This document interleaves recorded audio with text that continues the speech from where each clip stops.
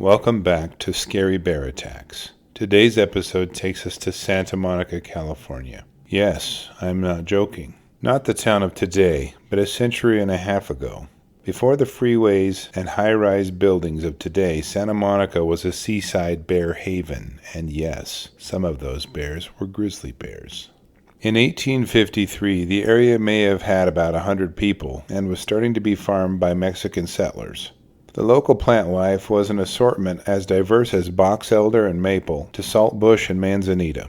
The temperatures were very steady without a frost and rarely going above 90 degrees. This is the perfect environment for many different plant species as well as animals. One of those animal species that thrived in the area were brown bears. Andy Sublette was 46 years old on December 19th and enjoyed hunting bears and many other animals in the area. He was very proficient and was known in the area as a good guy to have around the ranch to keep the many predators from eating livestock.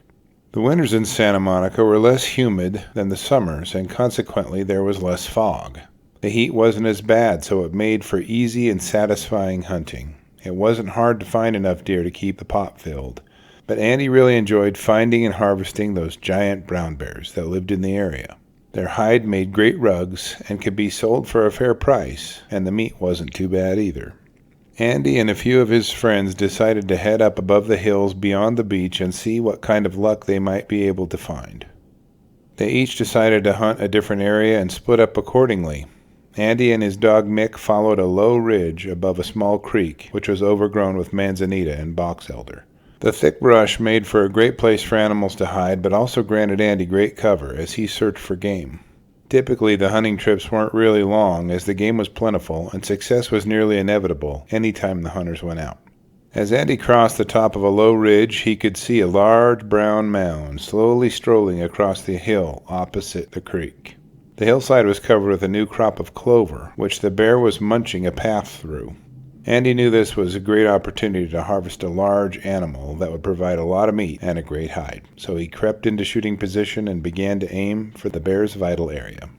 He rested his rifle across a tree limb for support and fired.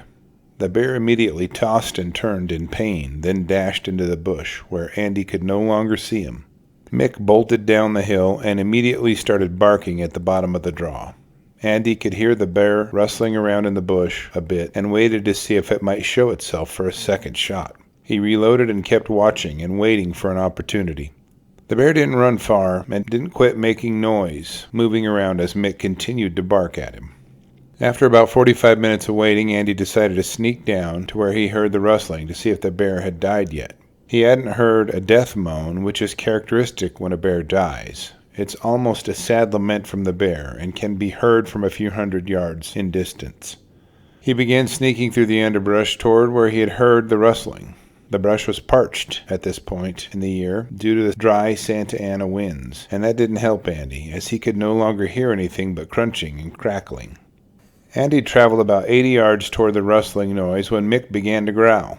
Andy continually pointed his rifle in the direction that he'd heard the rustling, but wasn't aware of the fact that he'd just passed the location. He walked right beside the injured bear, which took cover in a small gully. The brown bear burst from a dense stand of box elder to Andy's right and knocked him to the ground far too quickly for Andy to react. The bear bit him repeatedly as Mick barked and distracted the bear as best he could. Andy's gun was knocked from his hands upon impact, and the bear pinned him to the ground with one paw, while it bit his shoulder and clawed him about the head and neck with the other. The power of the bear was overwhelming and continually kept Andy from mounting any defense. Any time he would try something, the bear would simply swat at him and knock him rolling. Mick dodged and nipped, but was swatted away a few times as well. Andy knew the desperation of the situation and that his only defense was his hunting knife, still sheathed on his hip. Andy slid his right hand down along his side as the bear continued to chew on his left shoulder and pulled out the 5-inch razor-sharp knife. Andy began plunging the knife into the bear's ribs at first, over and over, hoping to stop the attack. The bear reacted to the blade by snapping its jaws away from Andy's shoulder and toward the hand holding the blade. This brought the bear's neck very near his right hand, and Andy began plunging the blade into the bear's neck. The bear's blood poured from the neck wounds, and Andy could tell the wounds were fatal, but wasn't sure his own were not. The bear and Andy were both covered in blood as the neck wounds started to take effect on the bear. The bear started to open and close his mouth as the blood from his wounds filled his gullet. The bear's attack lost significant intensity and it started to back away from the man in hesitation. Andy watched as the bear first sat down on its rear, then slowly laid down as the blood pooled around it. That is when Andy's dire situation dawned on him. He began assessing his injuries and knew it was not good. He had deep wounds from the bear's claws on his neck and chest. His shoulders were bitten thoroughly and clawed up as well. He wasn't sure where his rifle ended up, but he knew he didn't have time to find it.